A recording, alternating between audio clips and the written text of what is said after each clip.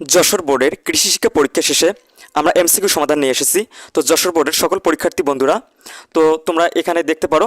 তো আমার কাছে এখন রয়েছে খ সেট, যাদের কাছে অন্যান্য সেট রয়েছে তারা মিলাই নেবে, আর যাদের কাছে খ সেট রয়েছে তারা জাস্ট সরাসরি মিলাই নেবে।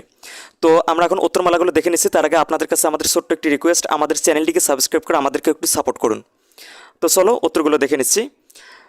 তো দেখো, কোন ধরনের বনায়ন জনগণ সরকারি সম্পৃক্ত থাকে?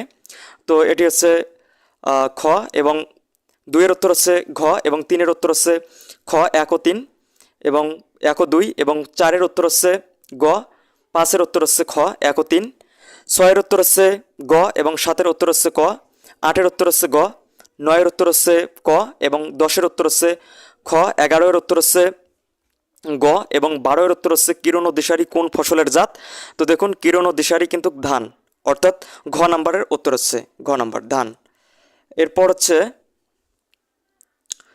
13-এর উত্তর হচ্ছে খ, এবং 14-এর উত্তর হচ্ছে ক, এবং 15 নম্বরের উত্তর হচ্ছে ঘ, এবং 16 নম্বরের উত্তর হচ্ছে গ, 17-এর উত্তর হচ্ছে মৃগেল খ, এবং 18-এর উত্তর হচ্ছে তো এখানে তোমরা উদ্দীপকটি পড়ে নেবে।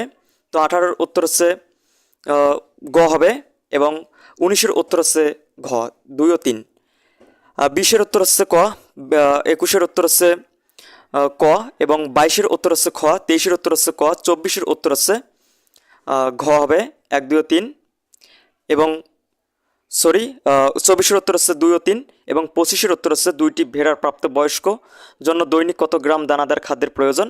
তো এটি হচ্ছে খ নাম্বার। তো এই ছিল যশোর বোর্ডের উত্তরমালা, তোমরা মিলাই নিও।